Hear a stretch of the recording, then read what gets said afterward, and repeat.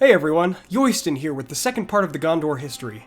If you haven't seen the first part, there's a link to that video in the description below. Please enjoy as we delve into Middle-earth once more. Picking up right where we left off, after the kinstrife of Gondor between Eldacar and Castamir, Gondor began to rebuild from this sort of civil war. The line of kings continued, and they were honored by their people as they had always been. The statue of the king that the orcs removed the head of in The Lord of the Rings is of Hireman Dekhil II for his great victory over the Haradrim in 1551 of the Third Age. Though Gondor was rebuilding, it did not go unhindered, however. In 1634 of the Third Age, the descendants of Castamir invaded Pelargir, a seaport in Gondor, and 2 years later, the catastrophe known as the Great Plague came into Gondor and nearly destroyed the kingdom. It had killed the White Tree, a clear symbol of Gondor's hope, and swept through Middle-earth, killing not only the people of Gondor, but the men of Arnor and the hobbits of the Shire as well. Gondor felt the worst of the impact, however, as the plague hit a year after one of its kings, King Menardil, was slain by corsairs, and many of Gondor's fortresses were left abandoned. Alongside the White Tree in Osgiliath, the new king Telemnar perished as well. But, just as in every story, there is always hope. Menardil's grandson, Tarandor, refortified Gondor after this horrifying event by finding another sapling of a white tree and planting it in Gondor's new capital, the city of Minas Anor, or Minas Tirith as it would later be named.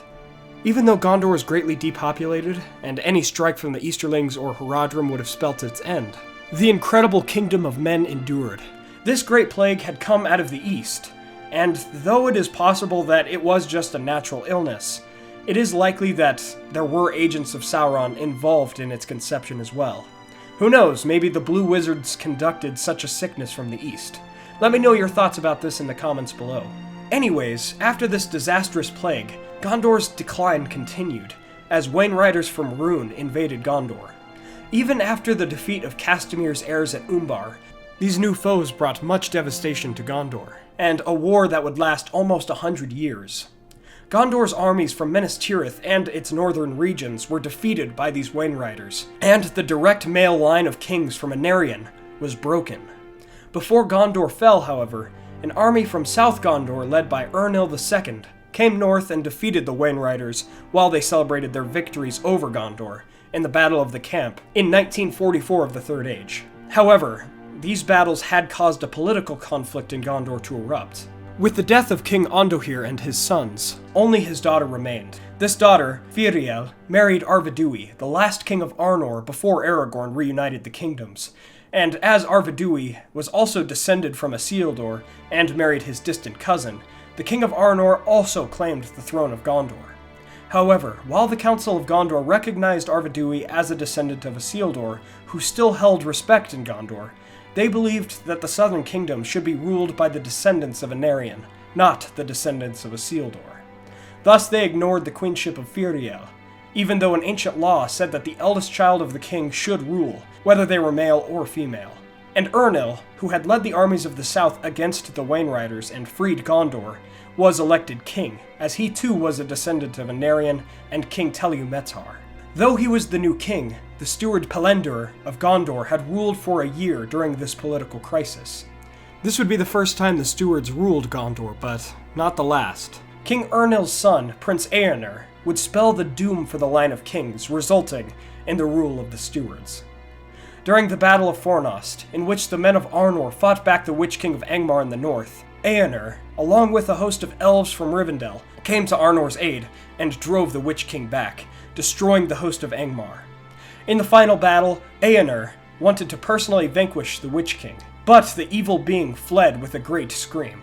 Glorfindel of Rivendell told Eoner that the Witch King was no mere man or Black Númenorian, rather he was one of Sauron's Nazgûl. The Elf Lord also said that Prince Eoner should never fight the Lord of the Nazgûl, because, quote, "not by the hand of man shall he fall," end quote. But Eoner's overconfidence was his weakness.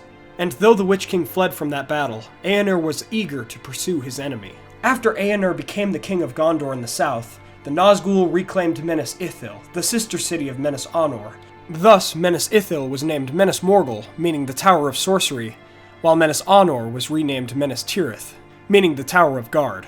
Knowing about the king's arrogance, the Witch King sent many messengers over a span of years to taunt King Arnor to fight him, though the Steward of Gondor was able to talk the king out of at least one of these attempts. After 7 years of kingship, King Arnor and a few of his knights set out to menace Morgul to face the Witch King in the year 2050 of the Third Age.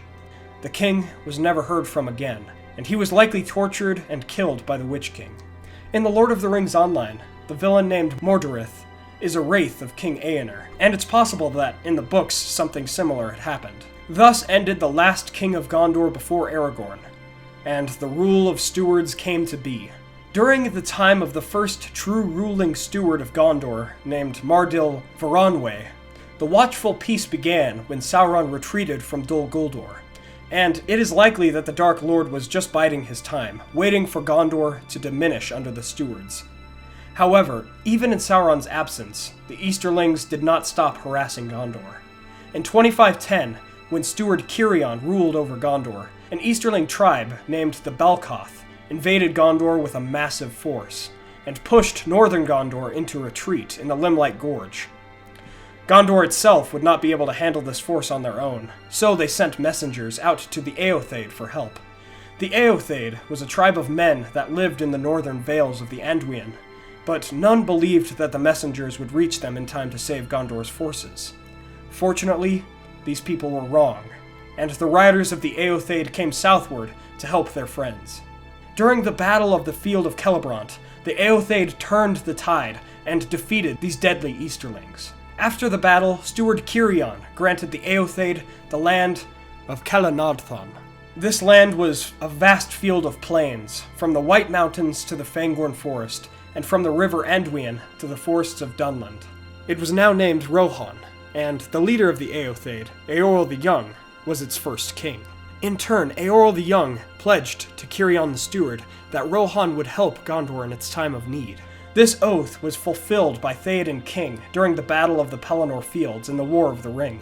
Thus Gondor and its great ally Rohan continued throughout the centuries, losing some of the glory and connections that they once had.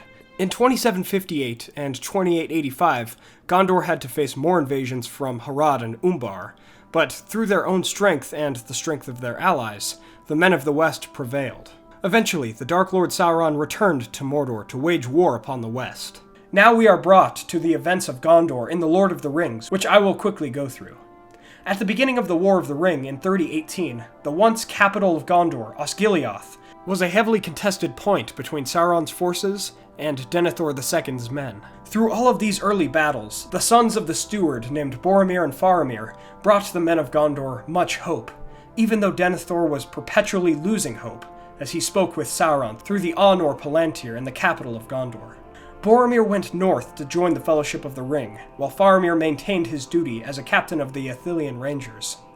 Eventually, however, Boromir was slain and Faramir was poisoned, while Osgiliath was lost. In preparation for the final stand of Gondor in the dawnless days of 3019 of the Third Age, Gandalf the White and Pippin of the Shire came to Minas Tirith and brought a measure of inspiration back into its citizens. All forces of Gondor came together as the beacons were lit, while a messenger set out with a red arrow to Rohan, asking for help. Eventually, the siege of Minas Tirith and the Battle of the Pelennor Fields broke out, but Gondor prevailed through hope once the riders of Rohan had come, while Aragorn, the heir of Isildur and Anarion, defeated the Corsairs and stormed the fields.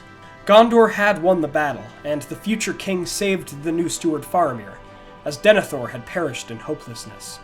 After Gondor's people rallied, they followed Aragorn to defeat Sauron in a diversion at the Black Gates. Thus, the last descendant of kings returned to his throne after his coronation on the fields of Pelennor.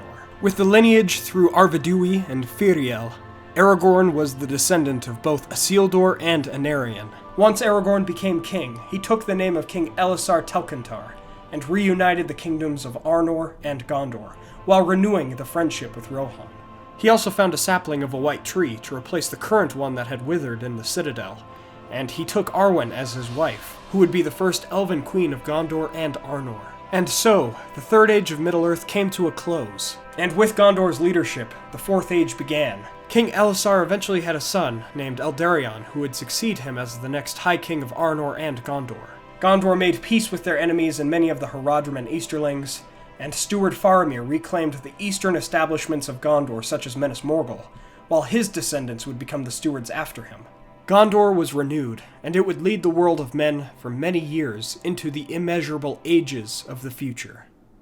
Thank you all so much for watching. I hope you enjoyed this second part of Gondor's history.